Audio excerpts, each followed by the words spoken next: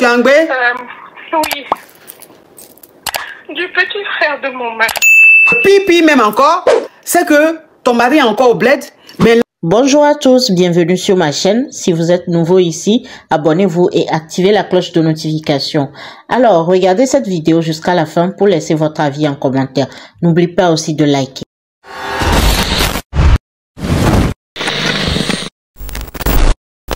Il est venu habiter avec nous pour les études. Il est étudiant et il n'arrivait pas à trouver de logement étudiant.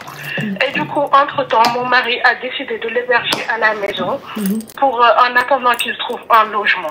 Moi, je travaille, mon mari aussi travaille. Et vu que lui, il va à l'école, on a un garçon de 3 ans. Du coup, on a une nounou qui va récupérer l'enfant à l'école quand nous, on n'est pas disponible. Et mon mari me trompait avec cette fille. Je l'ai découvert. La nounou là? Moi, oui. Et je l'ai découvert à travers mon téléphone et je comptais demander le divorce. Entre-temps, mon mari est parti en vacances au Sénégal récemment. Il n'est même pas encore rentré. Et donc, moi, je suis toute seule à la maison avec son petit frère. Mais ma coach, vraiment, mon histoire, je ne veux pas qu'on me juge, ma coach, parce que je ne suis pas une mauvaise femme. Donc, pendant un moment de faiblesse, il s'est passé quelque chose avec son frère que je regrette amèrement, sachant que moi, je comptais demander le divorce. Et ma coach, j'ai découvert que je suis, oh mon coach, je sais pas comment le dire. Tu es anglais? Oui. Du petit frère de mon mari. Ma coach, je suis perdue. Je ne sais plus quoi faire. Là, je suis même en arrêt parce que psychologiquement, ça ne va pas du tout. Et je ne sais pas, je n'en ai parlé à personne pour l'instant parce que j'ai honte de moi, de ce que j'ai fait. Même le petit frère de mon mari, il n'est pas au courant que je porte ça en moi. Et très honnêtement, je viens vers vous juste pour pouvoir expliquer ma situation et chercher des conseils. Qu'est-ce que je dois faire? Est-ce que je dois le dire ou pas? Ou alors est-ce que je dois juste rester dans le mariage et faire semblant que c'est de lui? Je ne sais pas. Mais ma coach, j'ai toujours été une femme dévouée. Je ne suis pas une mauvaise personne. J'ai toujours été dévouée à mon mari. Mais c'est juste que... Oh, faut pas pleurer ma caviar. Tu vas signaler le live. Faut respirer un peu. Je vais récapituler. Oui, reprends-toi. Je vais récapituler. Reprends-toi un peu, d'accord? Ok, prends un peu d'eau. Tu vas boire. Ça va te rafraîchir. Je récapitule, hein. Je récapitule. Quand je finis, je remets ton micro, d'accord? D'accord. Ok. Alors, tu es marié et ton mari et toi, vous avez un enfant. Et il y a le petit frère de ton mari qui, lui, est étudiant, qui est venu pour ses études ici en Europe. En Europe, on va dire Europe, on va laisser le pays. En Europe. Et comme il n'a pas trouvé d'hébergement, ton mari a décidé de l'héberger chez vous. Il a quel âge? Le petit frère, il a 26 ans. 26 ans, ok. Donc, le petit frère a 26 ans. L'étudiant, il a 26 ans. Et vous avez pris une nounou qui va récupérer l'enfant à l'école à 16 h, qui reste avec l'enfant jusqu'à ce que vous rentrez du travail. Et tu as appris que ton mari sort avec cette nounou-là. Tu as vu les photos, les conversations, vidéos, tout. Ton mari, tu as décidé de divorcer parce que tu n'as pas accepté le fait qu'il te trompe avec la nounou de l'enfant. Ça, tu n'as pas accepté. Donc, tu as envie de demander le divorce. Tu étais sur le point de demander le divorce et ton mari, il a voyagé. Donc, il est allé au bled. Il est parti, il est allé au bled là-bas. Mais comme tu étais un peu dans ton goumen, tu n'étais pas bien et tout, bon, il est arrivé que son petit frère de 26 ans et toi, vous avez gré. Et tu as expliqué que c'est parce que tu as découvert sa relation avec ta nounou, tu n'étais pas bien et tout. Donc, tu as cédé à un moment de faiblesse. Et le pire, là même c'est pire, mais le pire même encore, c'est que ton mari est encore au bled, mais là, tu découvres que tu es en B, mais pas de ton mari, de son petit frère, puisque ton mari, il est au bled depuis un moment, donc ça ne peut pas être de lui. Donc, tu ne sais pas Si, donc les questions que tu me poses, c'est, tu sais pas si tu dois garder le déni et faire croire à ton mari que c'est son déni. Mais donc, si tu veux faire croire à ton mari, c'est que ton mari il est parti il n'y a pas longtemps. Donc, ça veut dire que tu peux lui dire que c'est de lui, il va croire, c'est ça? Oui, mais ma coach, je ne me sens pas à l'aise de faire ça. Non, non, je n'ai pas, ma chérie, je n'ai pas dit de faire ça. Je te pose des questions pour qu'on puisse évoluer. Tu dis que tu sais pas si tu dois garder le déni et faire croire à ton mari que c'est son déni. C'est ça que je te demande. C'est que si tu veux faire croire à ton mari que c'est ton déni, c'est que ton mari est parti il n'y a pas longtemps. Non, voilà. Ça fait 1 mois et demi. Ok, ça fait 1 mois et demi qu'il a voyagé, il est allé au pays. Donc, tu te poses des questions si tu dois garder le déni et donner ça à ton mari, ou si tu dois dire à son petit frère que tu es engueulé de lui, ou bien, je ne sais pas, c'est ça? Oui, ma coach.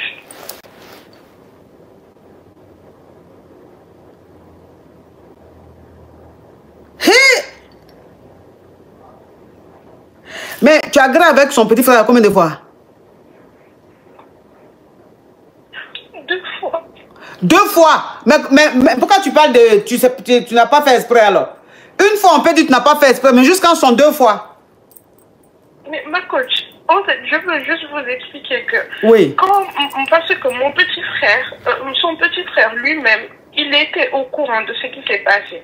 Donc moi, je lui ai dit, moi je vais divorcer de ton frère. Il me soulageait, c'était devenu comme un ami pour moi. Il a 1 an de plus que moi, c'était devenu comme un ami pour moi. Tout ce dont j'avais besoin à la maison, même quand il était à l'école, avant de rentrer, il m'envoie un message où il m'appelle, il me dit, belle-sœur, est-ce que tu veux est-ce que tu as besoin de quelque chose avant que je rentre? Il a toujours été très gentil avec moi. Donc je me suis confiée à lui. On avait vraiment une relation fraternelle, lui et moi. Donc je sais, c'est de ma faute. Je ne vais blâmer personne. Parce que comme vous avez dit, la première fois, on peut dire que c'était une erreur. Mais pareil, pour la 2e fois, je pleurais. Il était là, on discutait, etc. Et ça s'est passé. Mais ça s'est passé 2 jours de suite. C'est-à-dire, c'était pas sur une relation. C'était 2 jours de suite. Et moi, il faut savoir qu'avant que mon beau-frère vienne à la maison, moi, ma petite sœur était dans la même situation. J'ai dit que je ne voulais pas l'héberger chez moi.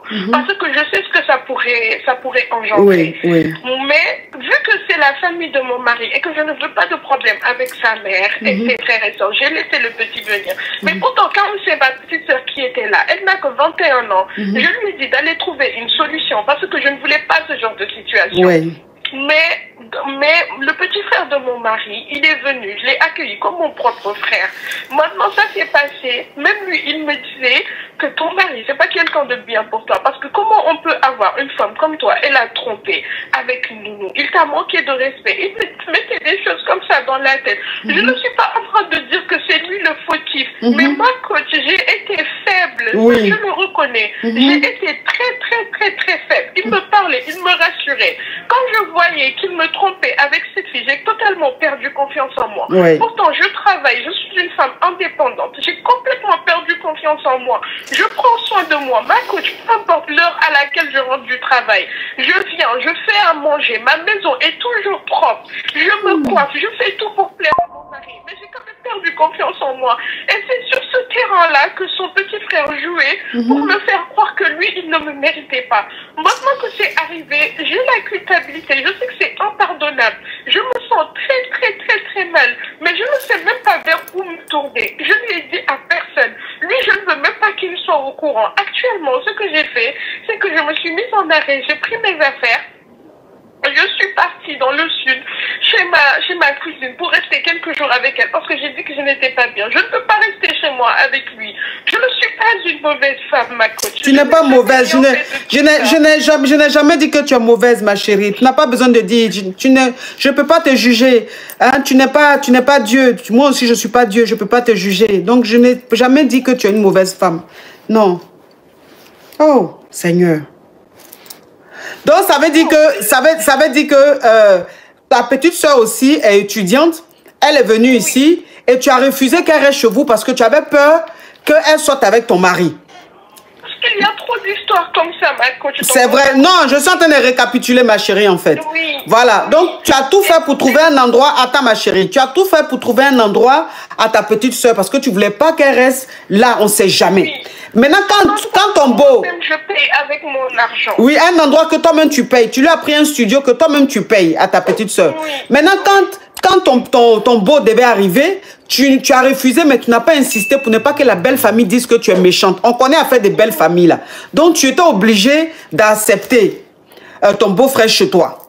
Et ton beau-frère, à chaque fois, il te disait que son frère ne te mérite pas, que ce n'est pas un bon mari. Et que toi, il ne peut pas comprendre qu'une belle femme comme toi puisse avoir un homme qui la trompe. Et en plus, avec une nounou. Que lui ne comprenait pas. Donc, en fait, ton beau, à chaque fois, te donne l'impression d'être très belle, d'être peut-être même d'être plus que son frère et que tu ne le méritais, il te méritait pas. Donc, il te disait des choses que tu voulais entendre, il te réconfortait. Donc, c'est dans le réconfort là, c'est arrivé. Et, Seigneur, mais ton beau là aussi, oh. C'est son petit frère, même père, même mère. Oui, même père, même mère.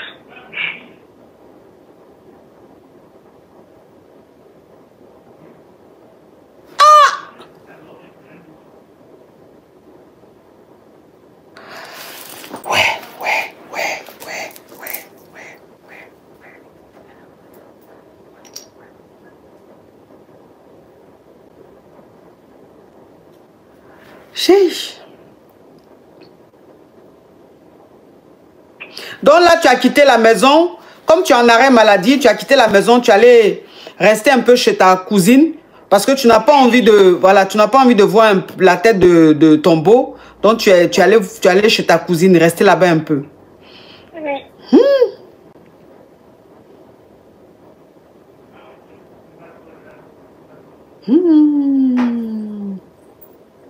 Ouais.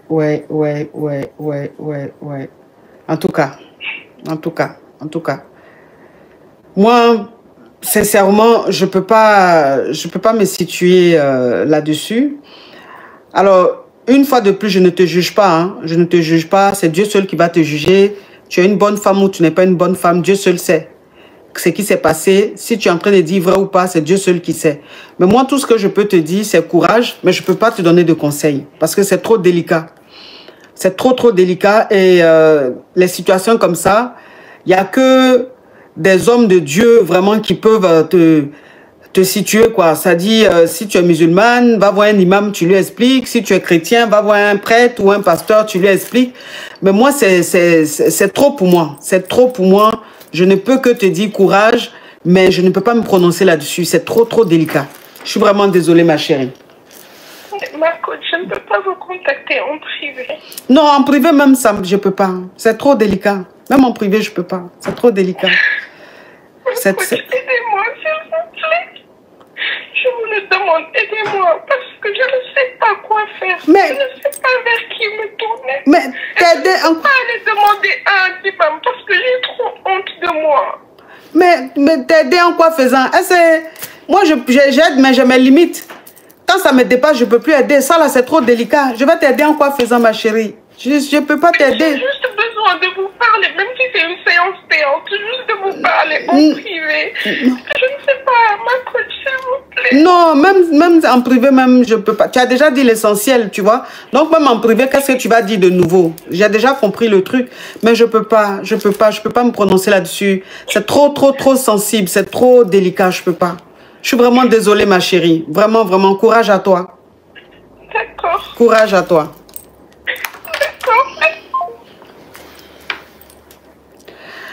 Toi qui es sur TikTok là, tu me veux quoi? Regarde celle-là. Hein? Donc tu vends piment là, tu as manager. Dans vendre piment là, il y a manager.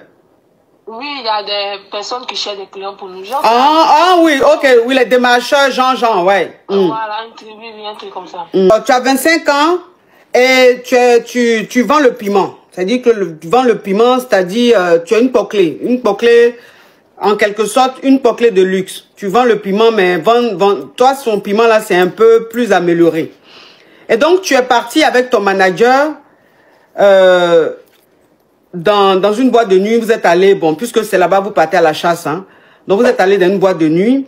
Et comme tu es une vendeuse de piment, les gens savent que vous, les vendeuses de piment, vous avez un manager. Alors, vous, votre manager, c'est ceux qui vous trouvent les contacts et tout ça, les clients et tout ça. Donc, il y a un monsieur qui était là-bas. Oui, le manager, si, les vendeuses de piment au manager, c'est ce qu'elle vient de dire. Donc, le monsieur, il y a un monsieur qui a contacté ton manager et qui lui a dit que il voulait gré avec toi. Donc, le manager lui a dit le jeton, combien ça faisait. Le gars dit, OK, lui, ça ne le dérange pas. Donc, quand ton manager est venu te faire le point, tu es parti avec le moro, vous êtes allé gré. Quand vous avez fini de gré, il a donné le jeton. Il avait déjà donné le jeton au manager et puis vous êtes allé gré. Ou bien il t'a donné le jeton. Et tu es rentré. Le jour où on s'est croisés, il était venu vers moi directement. C'est moi, je l'ai envoyé vers, comment on appelle, ton manager. Ah, d'accord. Donc, ok, d'accord. Donc, quand il t'a vu dans la boîte, c'est lui qui est venu, le monsieur est venu vers toi te draguer. Et toi, tu lui as dit, on ne peut pas te draguer. Il est venu te dire que lui veut gré. Maintenant, toi, tu l'as conduit vers ton manager. Donc, c'est avec le manager, maintenant, il a parlé. Le manager lui a dit le jeton, tout. Quand ils sont tombés d'accord, il a géré le jeton. Toi, tu allais maintenant faire le barrage. C'est-à-dire que tu allais gré avec. Quand tu allais gré avec, le lendemain, il a appelé ton manager pour lui dire que c'est bizarre, mais il a envie, cette fois-ci, pas pour quelques heures, mais pour 2 semaines. Que tu viennes chez lui à la maison et que tu restes 2 semaines. Combien ça fait? Et donc, le manager et toi, vous avez dit le jeton. Le gars dit, OK, il n'y a pas de problème. Il a géré ce qu'il devait gérer et tu es parti. Donc, tu es resté chez client, mais bon, on va changer. Tu es resté chez le monsieur 2 semaines. Pendant ces 2 semaines-là, tu faisais à manger, tu prenais soin de la maison et tout. Donc, c'est-à-dire que tu n'étais pas comme une vendeuse de piment habituelle. Tu étais quand même une vendeuse de piment assez spéciale parce que tu prenais soin de la maison, tu lui faisais à manger et tout. Donc, quand tu as fini les 2 semaines, que le gars, il t'a donné ton jeton, tout, chose bizarre, tu n'as jamais donné ton numéro à un mogor. C'est toujours le numéro du manager que les gens ont. Les clients ont. Mais ce jour-là, quand les 2 semaines sont finies, que tu devais rentrer, vous vous êtes échangé les numéros. C'est-à-dire, tu lui as donné ton numéro personnel. Donc, voilà comment tu rentres. Et les jours avancent, les semaines, les mois avancent et tout. Toi, tu avais déjà économisé et tout. Et tu cherchais même à sortir de ça. À ouvrir ton magasin et puis arrêter de vendre le piment. Voilà comment tu as ouvert le magasin et tu as arrêté de vendre le piment. Donc, quand le monsieur t'a appelé, tu n'étais pas disponible, tu étais tout le temps occupé. Un jour, tu as demandé, mais ces temps-ci, là, en journée, normalement, toi, en journée, tu dors. C'est la nuit, tu barras. Mais cette fois-ci, j'ai remarqué ces derniers temps qu'en journée, tu es beaucoup occupé et tout. Tu fais quoi? C'est là que tu lui as dit que tu as ouvert ta boutique, maintenant que tu as arrêté de vendre le piment. Et le gars te dit que quand tu es venu faire 2 semaines chez lui, là, il a tellement apprécié, il a aimé les 2 semaines que tu as passées chez lui, tu as pris soin de lui, qu'il souhaiterait que tu sois sa femme. Le monsieur veut vraiment faire quelque chose de sérieux avec toi. C'est-à-dire, le monsieur, il a dit que il a envie de vivre avec toi, il a envie de construire quelque chose avec toi. Toi, maintenant, tu hésites un peu parce que tu te dis, ah, vu comment il t'a connu, où il t'a connu, c'est que ce qui s'est passé entre vous, toi, tu as peur aujourd'hui d'accepter d'être sa femme et demain, il va te lancer ça au visage à chaque fois. Quand vous allez vous prendre la tête, il va te dire que tu étais une poclée qui t'a connu dans le pocléa et tout ça. C'est ça, ma chérie. Donc, tu ne sais pas si tu dois accepter ou pas. Faut accepter. Tu sais? Oui, tu sais, c'est ce qu'on appelle son âme sœur. C'est ce qu'on appelle son âme sœur. C'est-à-dire, souvent, tu peux tomber sur ton âme sœur dans des situations un peu bizarres. Il y a des gens aujourd'hui qui sont mariés légalement, qui ont des enfants. Quand on te raconte comment ils se sont rencontrés, c'est autre chose. C'est-à-dire que la fille, elle était vendeuse de piment. Le monsieur, il était venu parce qu'elle est vendeuse de piment. Et régulièrement, ils ont commencé à se voir. Et le monsieur a dit, non, tu arrêtes de vendre le piment parce que je veux t'épouser et tout ça. Donc, je veux simplement te dire que un homme peut te rencontrer en tant que vendeuse de piment. Et cet homme-là, si il a aimé, il t'a aimé et qu'il a des sentiments pour toi, il peut t'emmener à sortir de ce monde-là et tu peux être une très bonne femme. La preuve, quand tu allais faire 2 semaines chez lui, tu t'es tellement bien comporté qu'il a compris que tu vends le piment par circonstance. C'est-à-dire que tu vends le piment parce que tu veux atteindre un but. Et le but que tu voulais atteindre, c'était quoi? Ouvrir ton magasin. La preuve, quand tu as ouvert le magasin, tu as arrêté de vendre le piment. C'est pour dire que tu n'es pas une vendeuse de piment par choix. C'était par contrainte. Souvent, tu peux trouver quelqu'un dans quelque chose de pas bien. Mais dans sa façon de se comporter, tu comprends que c'est une belle âme. Tu comprends que c'est une bonne femme. Tu comprends que si on la prend, tu la polis, qu'elle est dans un bon environnement, elle peut être une femme très, très, très correcte, très sérieuse. Donc, le monsieur, c'est-à-dire, il a vu le diamant qui est en toi. Il n'a pas regardé ce qu'il y a autour. Il a vu le fond. Il a vu dans ton fond. Il sait que tu es un diamant, tu es une bonne femme. Donc, moi, franchement, si le gars te plaît, et que tu penses que c'est quelqu'un qui te plaît, il faut accepter. Alors, quand je te dis d'accepter, ça ne veut pas dire que vous allez rester ensemble jusqu'à vous allez dire, hein, je ne suis pas Dieu pour le savoir. Mais, si jamais ça ne marche pas, c'est pas grave. C'est la vie.